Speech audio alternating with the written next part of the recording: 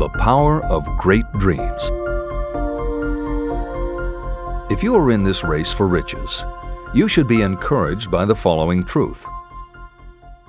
The world in which we live is demanding new ideas, new ways of doing things, new leaders, new inventions, and new methods, styles, versions, and variations of everything all the time. Behind all this demand for new and better things, there is one quality that you must possess to win, and that is definiteness of purpose, the knowledge of what you want, and a burning desire to possess it.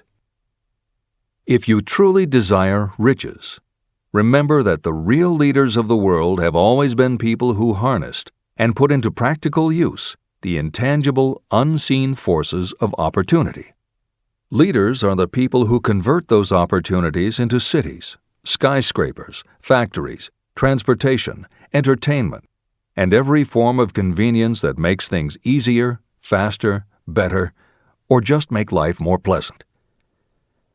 In planning to acquire your share of the riches, don't let anyone put you down for being a dreamer. To win the big stakes in this changing world, you must catch the spirit of the great pioneers, whose dreams have given to civilization all that it has of value. It is that spirit which serves as the lifeblood of our own country, your opportunity and mine to develop and market our talents.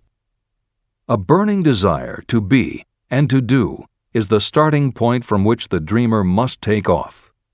Dreams are not born of indifference, laziness, or lack of ambition.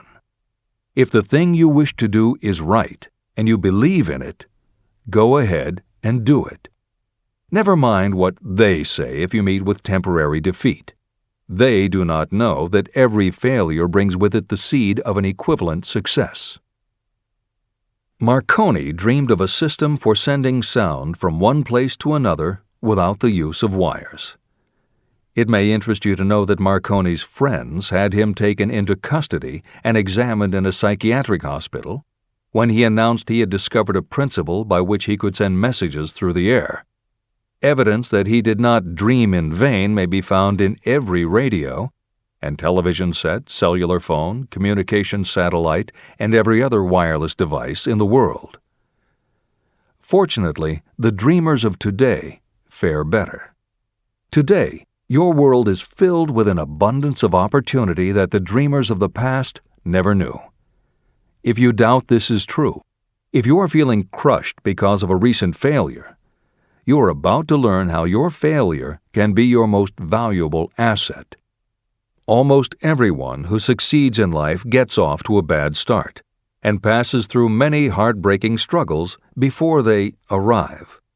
The turning point in the lives of those who succeed usually comes at the moment of some crisis, through which they are introduced to their other selves. Editor's comments. Napoleon Hill's concept of the other self is mentioned elsewhere in Think and Grow Rich, but he does not comment on it extensively. The following elaboration is taken from his later writings. You've been thinking about your losses to the exclusion of everything else. The more you concentrate on them, the more you attract other losses. Stop thinking about them, and make up your mind that you are going to benefit from your experience. Whatever personal obstacles you face, you must start getting to know that side of your personality that knows no obstacles, that recognizes no defeats. Cultivate a friendship with the other you, so no matter what you're doing, you are allied with someone who shares your goals. All the philosophy and advice about persuading others will be much more useful to you if you practice it yourself. This is the end of the editor's comment. Sidney Porter discovered the genius that slept within his brain only after he had met with great misfortune. He was found guilty of embezzlement and confined to a prison cell in Columbus, Ohio, and it was there that he became acquainted with his other self. He began to write short stories. Then, while locked in his cell, he began to sell those stories to magazines under the pen name O. Henry. Through the use of his imagination, he discovered himself to be a great author instead of a miserable criminal and outcast. By the time he was released from prison, O. Henry was the most popular short story writer in the country. Editor's comments. More recently, in another prison, another kind of writer met his other self, and country music gained one of its most talented songwriters and biggest stars. As a kid, Merle Haggard's family home was a converted boxcar in Bakersfield, California. After his father died when Merle was 9, more often than not, home for young Merle was a series of juvenile detention centers. At 16, he quit school, and for the next 4 years the only mark Merle Haggard made in the world was a rap sheet for stolen cars, burglaries, and bogus checks. By the age of 20, he was serving time in San Quentin and gaining a reputation as a hard-case con. Then he met his other self. Inspired by a concert Johnny Cash played for the inmates, plus conversations with men on death row and the time he spent in solitary confinement, Haggard learned that he had another self, and that self had something to say through his music. When he got out of solitary, Haggard asked for the hardest job the prison had to offer. He enrolled in night school courses at the prison, straightened himself out, and won his parole after 2.5 years. He went back to Bakersfield and dug ditches during the day so he could polish his songwriting and performing at night. Within 3 years, he had a recording contract. Within 5 years, he had his first top 10 hit, and has since gone on to become one of the most influential voices in modern country music. This is the end of the editor's comments. Thomas Edison dreamed of a lamp that could be operated by electricity, and he began where he stood to put his dream into action. He failed more than 10,000 times. Despite his failures, he stood by that dream until finally he was driven to the discovery of the genius that slept within his brain. Editor's comments. Dean Kamen got to know his other self very early in life. While he was a teenager, Kamen started his own company, building and selling control systems for automated sound and light shows. He was still in high school when he got the contract to automate the Times Square New Year's Eve ball. Though he went on to attend university, he never bothered to graduate because he was too busy working on something he called auto syringe, the first wearable infusion pump for administering drug therapies. His invention was hailed as a medical landmark, as were many of his other breakthroughs, which include a revolutionary kidney dialysis machine, an insulin pump for diabetics, an improved stent used for heart patients, and more than 150 other devices he has patented. One day, seeing the difficulty a man in a wheelchair was having getting up a curb, Kamen set his mind to creating a device that would liberate people confined to wheelchairs. The result is the iBot, a revolutionary wheel device that uses computers and a system of stabilizing gyroscopes that imitate the working of the human body. It not only goes over curbs, but it will even go up and down stairs, travel over almost any kind of rough ground, and will allow the user to raise themselves eye to eye with a standing person. And it does it all without the user having to get out of the device or needing anyone's assistance. In 2001, Kamen hit the front pages when he introduced the Segway, a one-person people mover based on his iBot technology. It's a two-wheel scooter-like device that zips and zooms forward, backward, left, right, and comes to a stop without the rider doing anything more than barely shifting his or her body. It is so sensitive that it is almost as though it obeys the user's thoughts. The Segway may be a world-changing invention, with possible applications for work and travel that stagger the imagination. As this is being written, the Segway is already being used to navigate large warehouses and is being tested by police departments and postal employees. While traffic cops and City Hall wrangle over whether the Segway belongs on the sidewalk or the road, Dean Kamen is dreaming a new dream. This time, the dream is an invention that may literally bring light to some of the darkest corners of the earth. Kamen has developed a non-polluting electric generator that can use almost anything as fuel. But here's the extraordinary part. He has created a revolutionary closed system so that the engine's heat is used to purify 10 gallons of drinkable water every hour. This amazing invention could bring safe drinking water to parts of the world where contaminated water kills millions, and at the same time, it will provide a source of cheap, reliable electric power. Dean Kamen is not some academic hidden in a lab somewhere. Kamen is an inventor. But like Thomas Edison, he is also an entrepreneur and businessman, creating and marketing devices that are changing the public perception of what an inventor is. This is the end of the editor's comments. Henry Ford, poor and uneducated, dreamed of a horseless carriage. He went to work with what tools he possessed without waiting for opportunity to favor him, and now evidence of his dream belts the entire earth. He put more wheels into operation than any man who ever lived because he was not afraid to back his dreams. Editor's comments. Stephen Jobs and Steve Wozniak, two university dropouts, dreamed of making and selling computers that the average person could use. Like Ford, working with the tools they possessed, they built the first Apple computer in the Jobs family garage. And like Ford, they weren't afraid to back their dreams. After showing their prototype to a local retailer, they got an order for 25 machines. Jobs sold his Volkswagen, and Woz sold his expensive Hewlett-Packard scientific calculator to raise $1,300 to start their new company. They took the money, convinced the local electronics suppliers to grant them a line of credit, and started production of the Apple I. They revolutionized the computer hardware and software industry. Released in 1976 and priced at $666, the Apple I earned them $774,000. 2 years later, they introduced the Apple II, which in the next 3 years earned $140 million. In 1980, Apple went public, and after the first day of trading, the company had a market value of $1.2 billion. Wozniak left the company in 1981, but Jobs pushed through the development of the Macintosh in 1984. In 1985, Jobs left too, but in 1998 he came back to Apple to revitalize the floundering company with the creation of the iMac computers, the animation company Pixar, the iPod, and iTunes.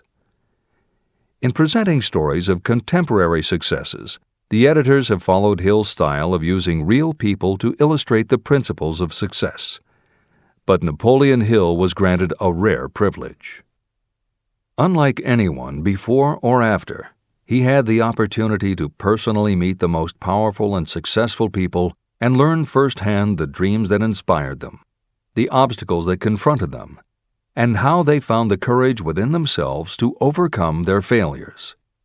Hill met many of the inventors and the empire builders who laid the foundations of 20th century American industry while they were still news, not history. Then, for more than 25 years, he studied the habits and learned the secrets of the next generations who built on the foundations, forged new industries, devised new systems, and dreamed new dreams. It was only because Hill was given such unprecedented access over such a long period that he was able to compare, contrast, analyze, and then formulate a philosophy of achievement based on the real stories of real people who had used these techniques to create their success. Think and Grow Rich revolutionized self-help writing, and to this day is the standard against which all motivational literature is measured. Its success also helped create the market for the thousands of business biographies that tell in detail how the dreams were born, plans were made, frustrations were faced, and triumphs achieved in every sector of modern business. And because this wealth of information is now available with little more than the click of a mouse, you can read, hear, or watch today's greatest entrepreneurs and most successful CEOs confirming in their own words the basic truth behind every one of the principles Napoleon Hill explains in this book. The products or services they sell may be different, but the story of their success is the same. Dreams, followed by failures, followed by lessons learned, then success. For every Henry Ford, Thomas Edison, or O. Henry that Napoleon Hill cites to make a point, today there is a Steve Jobs, Dean Kamen, or Merle Haggard proving that Hill's points are still valid. This is the end of the editor's comments. There is a difference between wishing for a thing and being ready to receive it. No one is ready for a thing until they believe they can acquire it. The state of mind must be belief, not mere hope or wish. Open-mindedness is essential for belief. Closed minds do not inspire faith, courage, and belief. Remember, no more effort is required to aim high in life, to demand abundance and prosperity, than is required to accept misery and poverty. A great poet has correctly stated this universal truth through these lines. I bargained with life for a penny, and life would pay no more. However, I begged at evening when I counted my scanty store. For life is a just employer. He gives you what you ask. But once you have set the wages, why, you must bear the task. I worked for a menial's hire, only to learn dismayed that any wage I had asked of life, life would have willingly paid. Desire outwits Mother Nature. As a fitting climax to this chapter, I wish to introduce one of the most unusual persons I have ever known. I first saw him a few minutes after he was born. He came into the world without any physical sign of ears. When pressed for an opinion, the doctor concluded that the child might be deaf and mute for life. I challenged that doctor's opinion. I had the right to do so. I was the child's father. I, too, reached a decision. But I expressed my opinion silently, in the secrecy of my own heart. In my own mind, I knew that my son would hear and speak. How? I was sure there must be a way, and I knew I would find it. I thought of the words of the immortal Emerson. The whole course of things goes to teach us faith. We need only obey. There is guidance for each of us, and by lowly listening, we shall hear the right word. The right word? Desire. More than anything else, I desired that my son should not be deaf and unable to speak. From that desire, I never receded, not for a second. What could I do about it? Somehow, I would find a way to transplant into that child's mind my own burning desire for ways and means of conveying sound to his brain without the aid of ears. As soon as the child was old enough to cooperate, I would fill his mind so completely with a burning desire to hear that nature would, by methods of her own, translate it into physical reality. All this thinking took place in my own mind, but I spoke of it to no one. Every day I renewed the pledge I had made to myself that my son should not be deaf. As he grew older and began to take notice of things around him, we observed that he had a slight degree of hearing. When he reached the age when children usually begin talking, he made no attempt to speak, but we could tell by his actions that he could hear certain sounds slightly. That was all I needed to know. I was convinced that if he could hear, even slightly, he might develop still greater hearing capacity. Then something happened that gave me hope. It came from an entirely unexpected source. We bought a phonograph. When the child heard the music for the first time, he went into ecstasies. He promptly appropriated the machine. On one occasion, he played a record over and over for almost 2 hours, standing in front of the phonograph with his teeth clamped on the edge of the case. The significance of this did not become clear to us until years afterward. At the time, we had never heard of the principle of bone conduction of sound. Shortly after he appropriated the phonograph, I discovered that he could hear me quite clearly when I spoke with my lips touching his mastoid bone at the base of the skull. Having determined that he could hear the sound of my voice plainly, I began immediately to transfer to his mind the desire to hear and speak. when I discovered that my son enjoyed bedtime stories, I went to work creating stories designed to develop in him self-reliance, imagination, and a strong desire to hear. There was one storyline in particular that I emphasized over and over. Every time I told it, I gave it some new and dramatic coloring. These stories were designed to plant in his mind the thought that his affliction was not a liability, but an asset of great value. As a result of my studies and personal experience, I firmly believe that every adversity brings with it the seed of an equivalent advantage. However, despite my beliefs, I must confess that I did not have the slightest idea how this disability could ever become an asset. He won a new world with 6 cents. As I analyze the experience in retrospect, I can see now that my son's faith in me had much to do with the astounding results. He did not question anything I told him. I sold him on the idea that he had a distinct advantage over his older brother, and that this advantage would reflect itself in many ways. For example, the teachers in school would observe that he had no ears, and because of this they would show him special attention and treat him with extraordinary kindness. And they always did. I also sold him on the idea that when he became old enough to sell newspapers, his older brother had already become a newspaper merchant, he would have a big advantage over his brother. My reasoning was that people would pay him extra money for his wares because they could see that he was a bright, industrious boy, despite the fact that he had no ears. When he was about 7, he showed the first evidence that my method of stimulating his mind was bearing fruit. For several months he begged for the privilege of selling newspapers, but his mother would not give the project her consent. Finally, he took matters in his own hands. One afternoon, when he was left at home with the staff, he climbed through the kitchen window, shinnied to the ground, and set out on his own. He borrowed 6 cents in capital from the neighborhood shoemaker and invested it in papers, which he sold out. He took his earnings, reinvested in more newspapers, and kept repeating until late in the evening. After balancing his accounts and paying back the 6 cents he had borrowed from his banker, he had a net profit of 42 cents. When we got home that night, we found him in bed asleep with the money tightly clenched in his hand. His mother opened his hand, removed the coins, and cried. Of all things! To me it seemed she was crying over her son's first victory.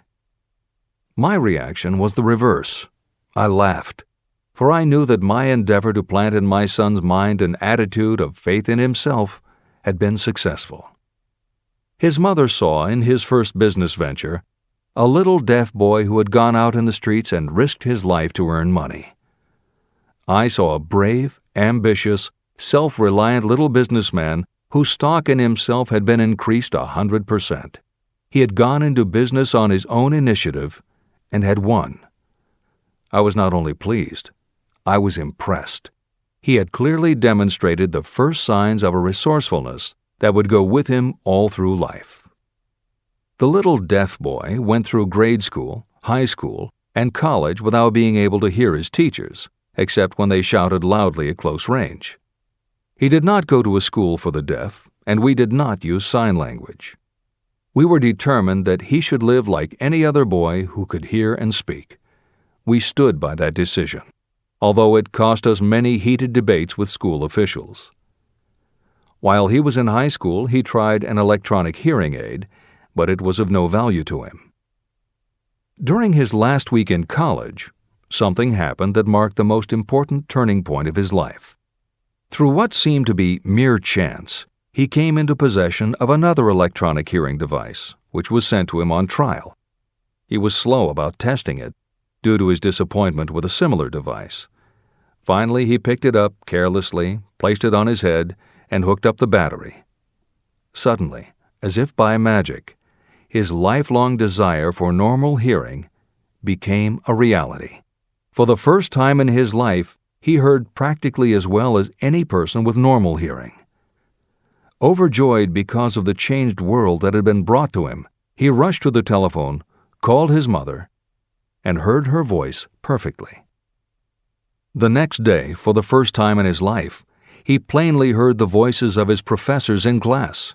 For the first time in his life, he could converse freely with other people without them having to speak loudly. Truly, he had come into possession of a changed world. His desire was finally paying dividends. But the victory was not yet complete. He still had to find a definite and practical way to convert his disability into an equivalent asset. Thought that works miracles. Intoxicated with the joy of his newly discovered world of sound, he wrote a letter to the manufacturer of the hearing aid, enthusiastically describing his experience. Something in his letter prompted the company to invite him to New York. He was escorted through the factory, and while talking with the chief engineer, telling him about his changed world, a hunch, an idea, or an inspiration, call it what you wish, flashed into his mind. It was this impulse of thought that converted his disability into an asset destined to pay dividends in both money and happiness to thousands for all time to come. The sum and substance of that impulse was this. It occurred to him that he might be of help to the millions of people who go through life without the benefit of hearing devices, if he could find a way to tell them the story of his changed world. For an entire month, he carried out intensive research, during which he analyzed the entire marketing system of the manufacturer of the hearing device.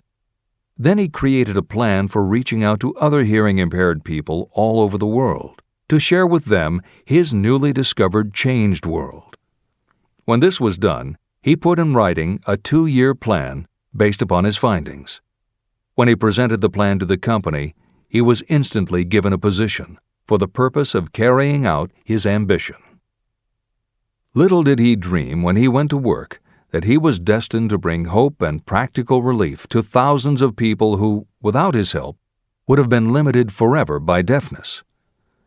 There's no doubt in my mind that Blair would have been deaf and unable to speak all his life if his mother and I had not managed to shape his mind as we did. When I planted in his mind the desire to hear and talk and live as other people, there went with that impulse some strange influence that caused nature to become bridge builder and span the gulf of silence between his brain and the outer world. Truly, a burning desire has devious ways of transmuting itself into its physical equivalent. Blair desired normal hearing. Now he has it. He was born with a condition that in those days might easily have sent a person with a less defined desire to the street with a bundle of pencils and a tin cup. The little white lie I planted in his mind when he was a child, by leading him to believe his impaired hearing would become a great asset, has justified itself.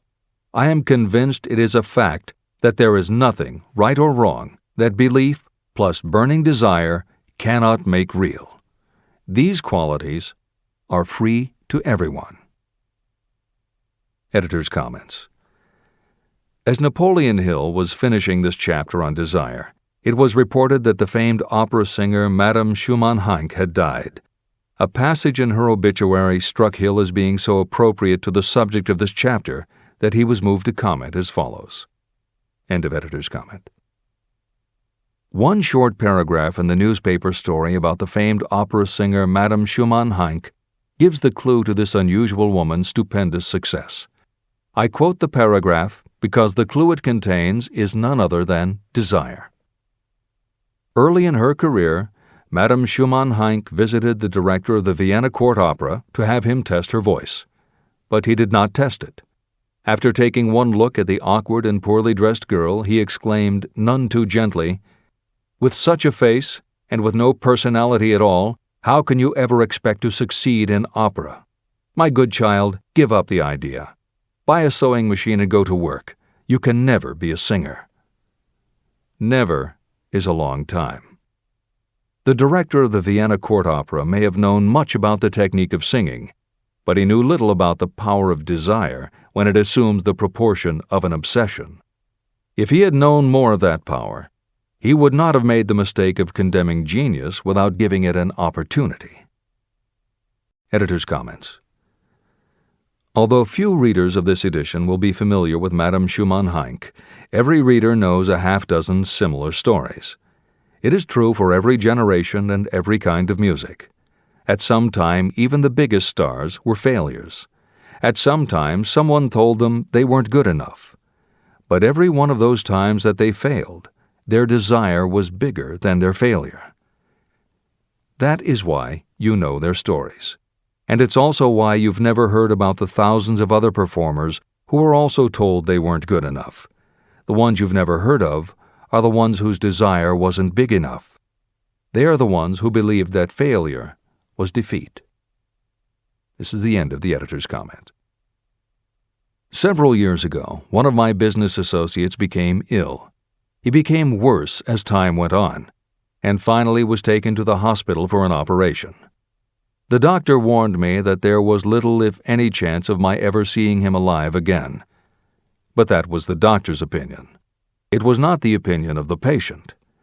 Just before he was wheeled away, he whispered to me, "Do not be disturbed, Chief. I will be out of here in a few days." The attending nurse looked at me with pity.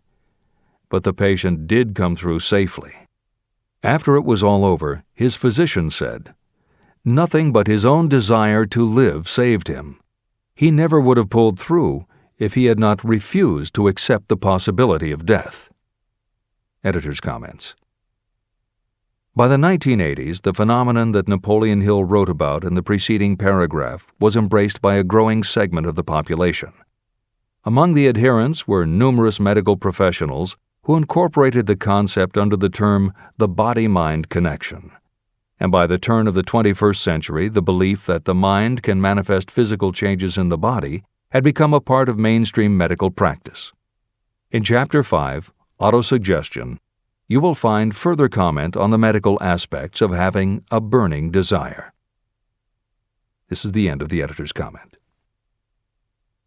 I believe in the power of desire backed by faith in yourself, because I have seen this power lift people from lowly beginnings to places of power and wealth. I have seen it rob the grave of its victims. I have seen it serve as the medium by which people staged a comeback after having been defeated in 100 different ways. And I have seen it provide my own son with a normal, happy, successful life, despite nature's having sent him into the world without ears. How can you harness and use the power of desire? The first part of the answer is in the technique at the beginning of this chapter. You will learn more about it in the next and subsequent chapters of this book. Through some strange and powerful principle, nature wraps up in the impulse of strong desire that something that recognizes no such word as impossible, and accepts no such reality as failure. There are no limitations to the mind except those we acknowledge. Chapter 4. Faith in your ability. Visualization of and belief in attainment of desire. The second step toward riches. Faith is the head chemist of the mind. When faith is blended with thought, the subconscious mind instantly picks up the vibration. The subconscious then translates it and transmits it to infinite intelligence. The emotions of faith, love, and sex are the most powerful of all the major positive emotions. When the three are blended, they have the effect of coloring thought in such a way that it instantly reaches the subconscious mind. There, it is changed into a form that induces a response from infinite intelligence. Editor's comments. In the preceding paragraph, Napoleon Hill uses two terms, faith and infinite intelligence, both of which may convey to the reader a religious connotation that Hill did not intend. The following will define the meaning of the words as Hill uses them in the following chapter. In modern usage, the word faith has become almost interchangeable with religious belief, which is not the way Hill uses the word. Faith, as it is used here, means having confidence, trust, and an absolute unwavering belief that you can do something. And in order for you to have faith in yourself as Hill means it, it has to be true on a subconscious level. If you have a nagging doubt in the back of your mind, or if you are just going through the motions of pretending you believe, it won't work because your subconscious will know your doubts. Unless you have absolute total confidence, unless you are convinced without question, then you don't have faith. Hill uses the term infinite intelligence to identify that part of the human mind and thinking process that produces hunches, flashes of insight, and leaps of logic. Hill's concept has similarities to what psychologist Carl Jung called the collective unconscious. And on another level, it is very close to what contemporary psychologists refer to as working in the flow state or being in the zone. Infinite intelligence is discussed in greater depth in later chapters. Hill also uses another term, the subconscious mind, that should be commented on before the reader proceeds with this chapter. Although there are differing schools of thought, in general, modern psychology developed from the pioneering work of Sigmund Freud and Carl Jung. Each believed that the human mind operates on both a conscious and an unconscious level, but they differed on the role the subconscious plays and the way it influences attitude and action. Through his own research and studies, Napoleon Hill developed a theory of the conscious and subconscious that is closest to the Jungian view. The following briefly describes the basis of Hill's view. The conscious mind. Your conscious mind receives information through the 5 senses of sight, smell, taste, hearing, and touch. Your conscious mind keeps track of what you need for thinking and operating, and it filters out what you don't need. Your conscious mind, and what your memory retains, is the intelligence with which you normally think, reason, and plan. The subconscious mind. Your subconscious has access to all the same information your conscious mind receives, but it doesn't reason the way your conscious mind does. It takes everything literally. It doesn't make value judgments. It does not filter, and it does not forget. You cannot command your conscious mind to reach out and dip into your subconscious mind. However, under certain circumstances, all those forgotten facts and ideas that are always there in your subconscious can, if they are firmly rooted, influence your conscious attitudes and actions. This is the end of the editor's comments. How to develop faith.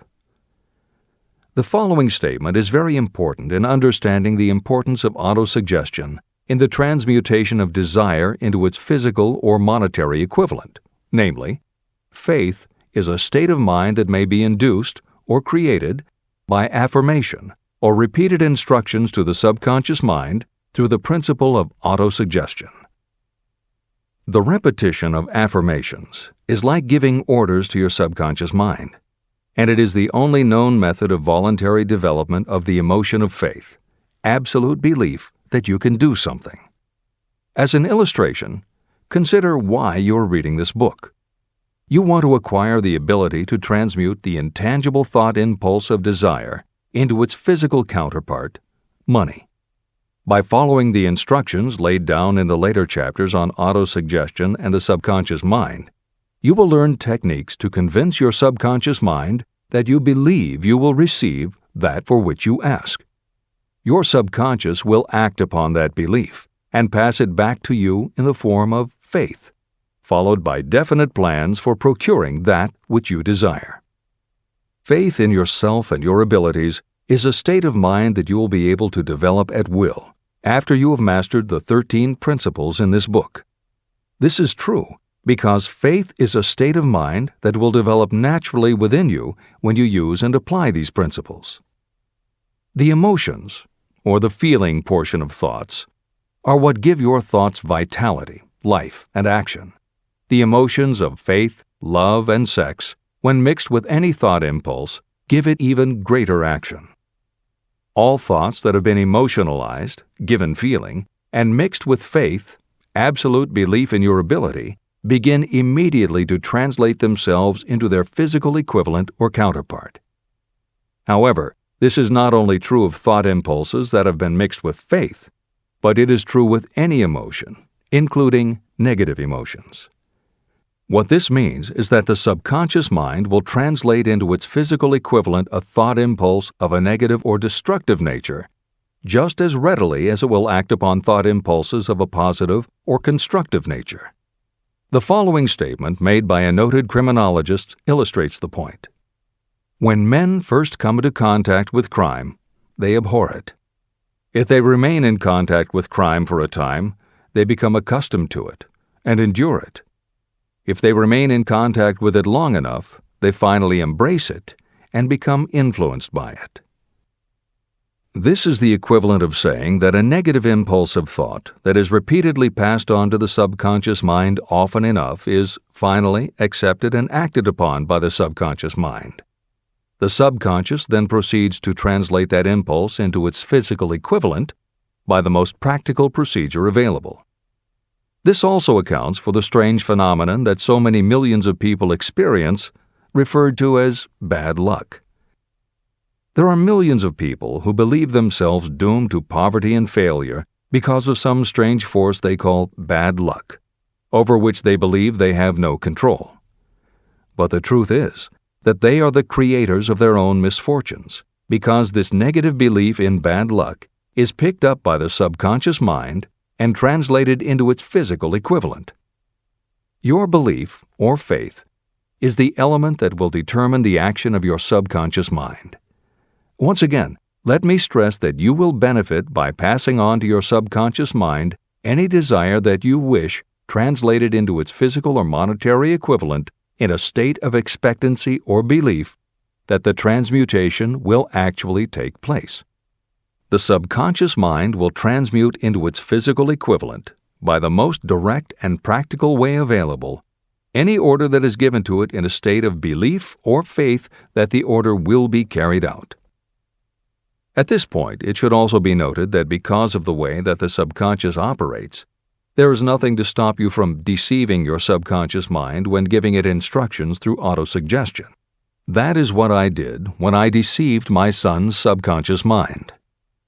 To make this deception more realistic, when you call upon your subconscious mind, you must conduct yourself just as you would if you were already in possession of the material thing that you are demanding.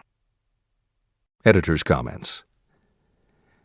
It is an axiom of contemporary motivation theory that the subconscious mind cannot distinguish between what is real and what is vividly imagined. One of the most frequently cited studies supporting this concept was done with a group of basketball players. The players were divided into 3 teams, and the players on each team were tested on their ability to make free throws. The teams were then separated for a period of time, and each team was given instructions which they were told would improve their abilities. One team was instructed to practice making baskets on a daily basis. The second team was instructed not to practice during the period and not to even think about basketball. The third team was also instructed not to practice during the period, but instead the members were told to spend their daily practice time visualizing in detail the process of making baskets. At the end of the experiment, the teams were again tested. The team that rested showed a decrease in ability. The team that practiced showed a marked increase in ability. And the team that didn't practice but visualized making baskets showed an increase in ability almost equal to those who had practiced daily. As Hill says, you can deceive your subconscious through autosuggestion. If you convincingly plant an idea in your subconscious will accept and work with the idea as though it were a fact. But the key word is convincingly. If you try to send a message to your subconscious, but in the back of your mind you have a nagging doubt whether it will work, your subconscious will pick that up also. You will have sent mixed messages that cancel each other out. That is why Hill stresses the importance of doing it with faith. Your subconscious will not judge if it is true or false, positive or negative, but it does respond to the power of the input, how emotionalized the thought is. This is the end of the editor's comment. It is essential for you to encourage the positive emotions as the dominating forces of your mind. But faith in yourself doesn't come from merely reading instructions. Now that you understand the theory, you must begin to apply it. By experimenting and practicing, you will develop your ability to mix faith with any order you give to your subconscious. When you have faith in your ability, Then you can give your subconscious mind instructions, which it will accept and act upon immediately. When your mind is dominated by positive emotions, it will encourage the state of mind known as faith. Faith in yourself is a state of mind that you can create by autosuggestion. All through the ages, religious leaders have admonished people to have faith. They say to have faith in this, that, and the other dogma or creed, but they have failed to tell people how to have faith. They have not stated that faith is a state of mind that may be induced by self-suggestion. In language that anyone can understand, this book explains the principle through which faith in your ability to accomplish a goal may be developed where it does not already exist. Before we begin, you should be reminded again that faith is the eternal elixir that gives life, power, and action to the impulse of thought. Faith is the starting point of all accumulation of riches. Faith is the basis of all miracles and of all mysteries that cannot be analyzed by the rules of science. Faith is the only known antidote for failure. Faith is the element that, when mixed with desire, gives you direct communication with infinite intelligence. Faith is the element that transforms the ordinary vibration of thought created by the human mind into the spiritual equivalent. Faith is the only way the force of infinite intelligence can be harnessed and used. The magic of self-suggestion. It is a fact that you will come to believe whatever you repeat to yourself, whether the statement is true or false. If you repeat a lie over and over, you will eventually accept that lie as truth. Moreover, you will believe it to be the truth. You are what you are because of the dominating thoughts that you permit to occupy your mind. Thoughts that you deliberately place in your own mind and encourage with sympathy, and with which you mix any one or more of the emotions, constitute the motivating forces that direct and control your every movement, act, and deed. The following sentence is a very significant statement of truth. Thoughts that are mixed with any of the feelings of emotions become like a magnetic force, which attracts other similar or related thoughts. A thought that is magnetized with one of the emotions may be compared to a seed. When it is planted in fertile soil, it germinates, grows, and multiplies itself over and over again. What was originally one small seed becomes countless millions of seeds of the same kind. The human mind is constantly attracting vibrations that are in sync with whatever dominates the mind. Any thought, idea, plan, or purpose that you hold in your mind attracts a host of its relatives. Add these relatives to its own force, and it grows until it becomes the prime motivator of the person in whose mind it has been housed. Now, let us go back to the starting point. How can the original seed of an idea, plan, or purpose be planted in the mind? The answer? Any idea, plan, or purpose may be placed in the mind through repetition of thought. This is why you are asked to write out a statement of your major purpose or definite chief aim. Commit it to memory and repeat it out loud day after day until these vibrations of sound have reached your subconscious mind. You are what you are because of the dominating thoughts that you permit to occupy your mind. If you choose to, you can throw off any bad influences from your past and build your own life the way you want it to be. For instance, by taking inventory of your mental assets and liabilities, you might discover that your greatest weakness is lack of self-confidence.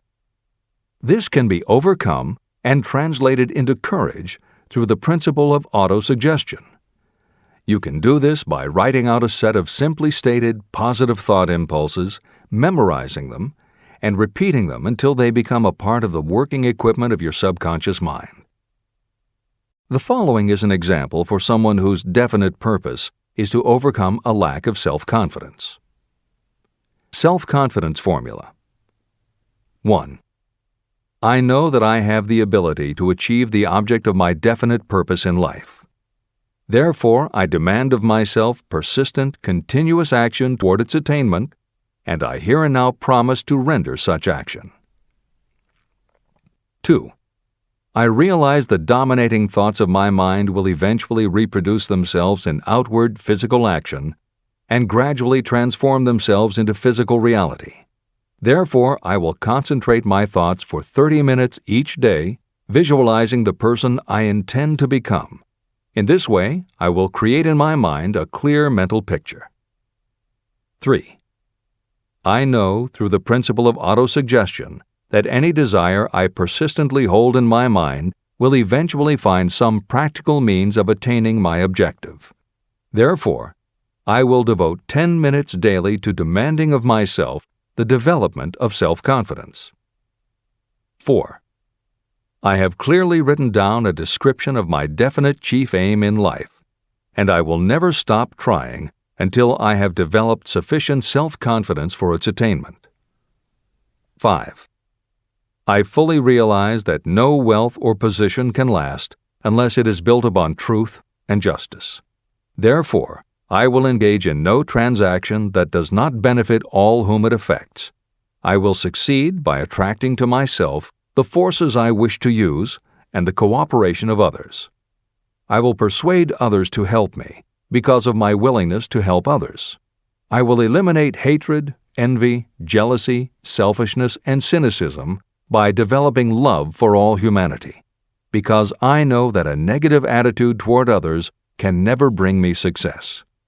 I will cause others to believe in me because I will believe in them and in myself. I will sign my name to this formula, commit it to memory, and repeat it aloud once a day, with full faith that it will gradually influence my thoughts and actions so that I will become a self-reliant and successful person. Behind this formula is a law of nature that psychologists call autosuggestion or self-suggestion. It is a proven technique that will work for your success if it is used constructively. On the other hand, if used destructively, it will destroy just as readily. In this statement may be found a very significant truth, namely that those who go down in defeat and end their lives in poverty, misery, and distress do so because of negative application of the principle of autosuggestion. All impulses of thought have a tendency to clothe themselves in their physical equivalent. The disaster of negative thinking. The subconscious mind makes no distinction between constructive and destructive thought impulses. It works with the material we feed it through our thought impulses. The subconscious mind will translate into reality a thought driven by fear just as readily as it will translate into reality a thought driven by courage or faith. Just as electricity will turn the wheels of industry and render useful service if used constructively, it will snuff out life if wrongly used. So too will the law of autosuggestion lead you to peace and prosperity, or down into the valley of misery, failure, and death. It depends on your degree of understanding and application of it. If you fill your mind with fear or doubt, and if you do not believe in your ability to connect with and use the forces of infinite intelligence, then you will not be able to use those forces. The law of autosuggestion will take your lack of belief and use that doubt as a pattern by which your subconscious mind will translate it into its physical equivalent. Editor's comments. When you have faith in your ability to accomplish what you want, it not only firmly plants ideas in your subconscious, but it then works to reinforce itself. When you have faith in your abilities, part of what you must have faith in is that it is possible to tap into infinite intelligence. And because you have faith that it will work, your conscious mind won't be resistant. When your conscious doesn't resist, your subconscious mind can send creative ideas to your conscious mind more easily. Then the more you see the power working in your life, the easier it is for you to act on faith the next time. Will it work for you? You will never know unless you relax your resistance and just have faith that it will. This is the end of the editor's comment. Like the wind that carries one ship east and another west, the law of autosuggestion will lift you up or pull you down according to the way you set your sails of thought. The law of autosuggestion through which any person may rise to altitudes of achievement that stagger the imagination, is well described in the following verse. Observe the words that have been emphasized, and you will catch the deep meaning that the poet had in mind. If you think you are beaten, you are. If you think you dare not, you don't. If you like to win, but you think you can't, it is almost certain you won't. If you think you will lose, you're lost. For out in the world we find, success begins with a fellow's will. It's all in the state of mind. If you think you are outclassed, you are. You've got to think high to rise. You've got to be sure of yourself before you can ever win a prize. Life's battles don't always go to the stronger or faster man, but soon or late the man who wins is the man who thinks he can. Editor's comments. As noted at the beginning of this chapter, the way in which Napoleon Hill uses the word faith is meant to have no religious connotation. However, it would be impossible for Hill to write this chapter without acknowledging the power of religious faith. Therefore, in the following 2 paragraphs, when Hill discusses Jesus Christ and Mahatma Gandhi as exemplifying the power of faith, he is referring to their personal faith, the absolute trust in his beliefs that Jesus exhibited, and Gandhi's total conviction and confidence in his cause. In this way, they perfectly exemplify thought impulse mixed with faith. This is the end of the editor's comment. If you wish evidence of the power of faith, study the achievements of men and women who have employed it. At the head of the list comes the Nazarene. The basis of Christianity is faith, no matter how many people may have perverted or misinterpreted the meaning of this great force. The sum and substance of the teachings and the achievements of Christ, which may have been interpreted as miracles, were nothing more nor less than faith. If there are any such phenomena as miracles, they are produced only through the state of mind known as faith. Consider Mahatma Gandhi of India, one of the most astounding examples of the possibilities of faith. Gandhi wielded more potential power than any man living in his time, and he had this power despite the fact that he had none of the orthodox tools of power, such as money, battleships, soldiers, and materials of warfare. Gandhi had no money, no home. He did not own a suit of clothes, but he did have power. How did he come by that power? He created it out of his understanding of the principle of faith and through his ability to transplant that faith into the minds of 200 million people. Gandhi accomplished the astounding feat of influencing 200 million minds to coalesce and move in unison as a single mind. What other force on earth, except faith, could do as much? How an idea built a fortune. Editor's comment. Although the following story is not exclusively about faith, and it makes no mention of autosuggestion or the subconscious mind, Napoleon Hill included it at this point in every edition of Think and Grow Rich. In fact, as Hill says, this story illustrates at least 6 of the 13 principles of success, but faith is at the center of it. If the central figure, Charles M. Schwab, had not mixed his big idea with absolute unwavering faith that he could pull it off, the whole history of American business would have been different. This is the end of the editor's comment. The event chosen for this illustration dates back to 1900, when the United States Steel Corporation was being formed. As you read the story, keep in mind the following fundamental facts and you will understand how ideas have been converted into huge fortunes. First, the United States Steel Corporation was born in the mind of Charles M. Schwab in the form of an idea he created through his imagination. Second, he mixed faith with his idea. Third, he formulated a plan for the transformation of his idea into physical and financial reality. Fourth, he put his plan into action with his famous speech at the University Club. Fifth, he applied and followed through on his plan with persistence and backed it with firm decision until it had been fully carried out. Sixth, He prepared the way for success by a burning desire for success. If you are one of those who have often wondered how great fortunes are accumulated, this story of the creation of the United States Steel Corporation will be enlightening. If you have any doubt that a person can think and grow rich, this story should dispel that doubt. You can plainly see in the story of United States Steel the application of a major portion of the principles described in this book. This astounding description of the power of an idea was dramatically told by John Lowell in the New York World Telegram, with whose courtesy it is here reprinted. Editor's comments. In order for the modern reader to fully appreciate the following newspaper story, it is appropriate at this point to provide some background information about the main players. Charles M. Schwab was Andrew Carnegie's right-hand man and president of the Carnegie Steel Corporation.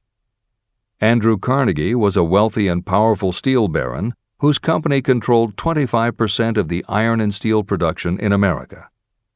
J.P. Morgan was a wealthy and powerful Wall Street banker whose company had arranged the financing for many of the major industrial companies in America at the beginning of the 20th century.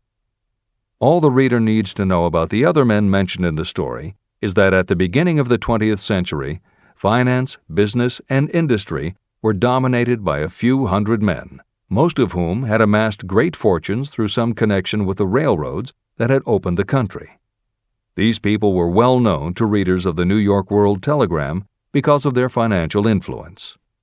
And that sets the stage for the following newspaper article, which is not only a fascinating story about the power of faith in an idea, but also a wonderful example of the irreverent writing style that was used by many newspaper journalists of the day.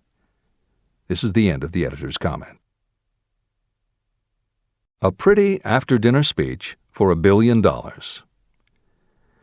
When on the evening of December 12, 1900, some 80 of the nation's financial nobility gathered in the banquet hall of the University Club on Fifth Avenue to do honor to a young man from out of the West, not half a dozen of the guests realized they were to witness the most significant episode in American industrial history.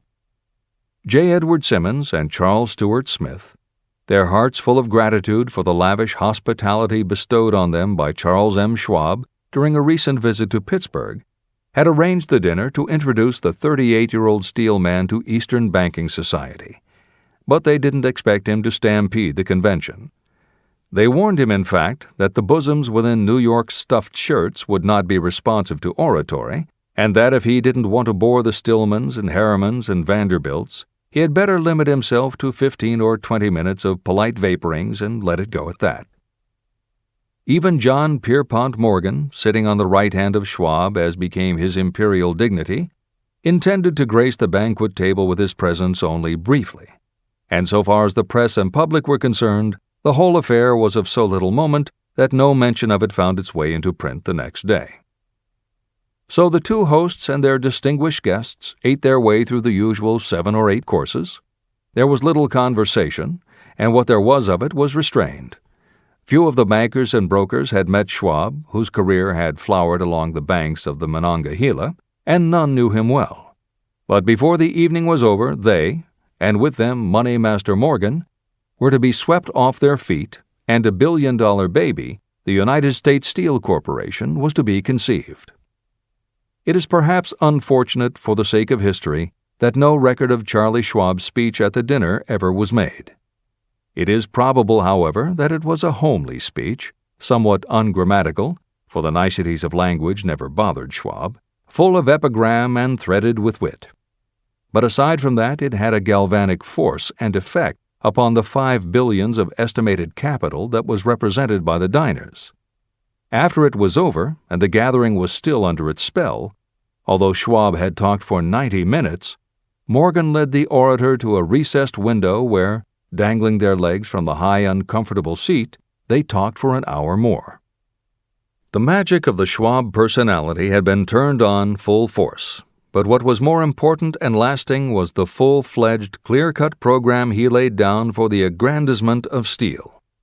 Many other men had tried to interest Morgan in slapping together a steel trust after the pattern of the biscuit, wire and hoop, sugar, rubber, whiskey, oil, or chewing gum combinations. Editor's comments. The Random House College Dictionary defines a trust as an illegal combination of industrial or commercial companies in which the stock is controlled by a central board of trustees, thus making it possible to control prices and destroy competition. Many of America's new industrial companies had grown so quickly that they were not yet profitable. They were saddled with huge debt incurred in raising the capital to finance their rapid expansion, and at the same time they were faced with having to cut costs and slash prices or go out of business. The answer for many was to join up with others in related industries to form what were called trusts or combinations. Although trusts were illegal since the passage of the Sherman Antitrust Act in 1890, companies still tried to find ways to monopolize their industries, and if their efforts weren't technically trusts, they were something very close. The one thing the large company owners who assembled these trusts needed was cash to buy up the many smaller companies they would have to own in order to effectively dominate an industry. J.P. Morgan was the banker who financed many such takeovers. This is the end of the editor's comment. John W. Gates, the gambler, had urged it, but Morgan distrusted him. The Moore boys, Bill and Jim, Chicago stock jobbers who had glued together a match trust and a cracker corporation, had urged it and failed. Elbert H. Gary, the sanctimonious country lawyer, wanted to foster it, but he wasn't big enough to be impressive.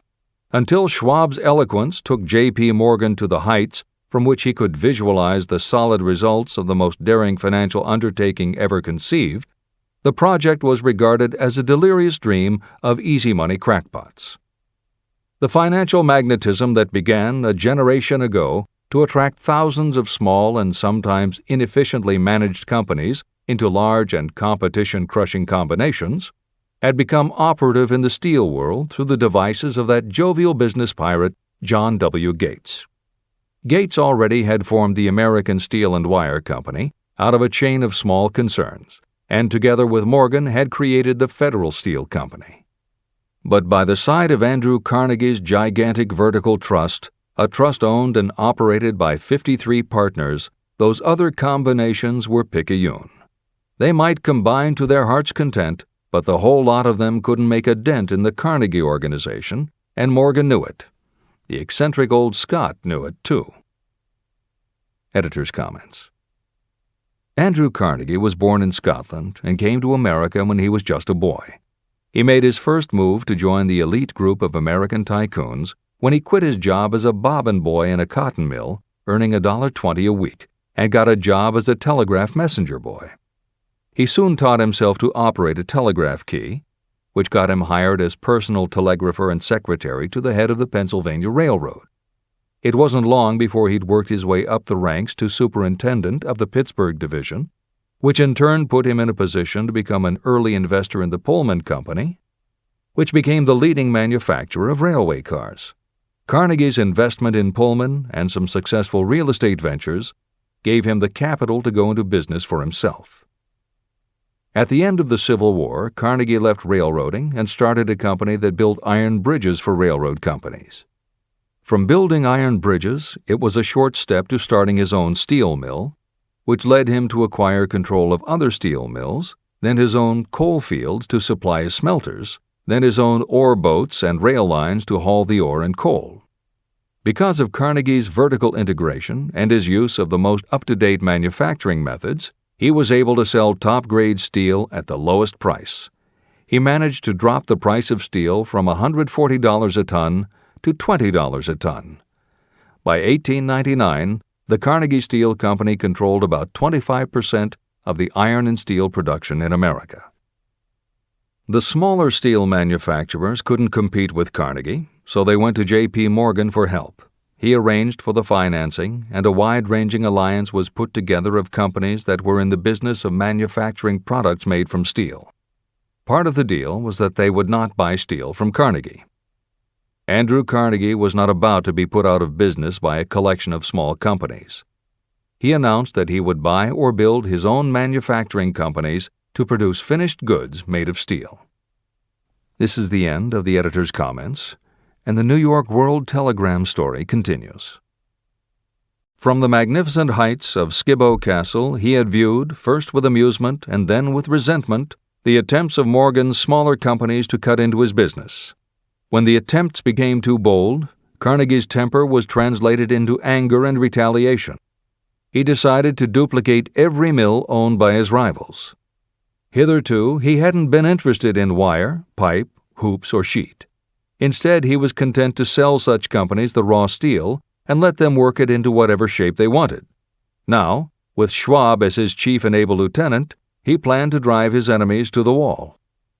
So it was that in the speech of Charles M. Schwab, Morgan saw the answer to his problem of combination. A trust without Carnegie, giant of them all, would be no trust at all, a plum pudding, as one writer said, without the plums. Schwab's speech on the night of December 12, 1900, undoubtedly carried the inference, though not the pledge, that the vast Carnegie enterprise could be brought under the Morgan tent. He talked of the world future for steel, of reorganization for efficiency, of specialization, of the scrapping of unsuccessful mills and concentration of effort on the flourishing properties, of economies in the ore traffic, of economies in overhead and administrative departments, of capturing foreign markets.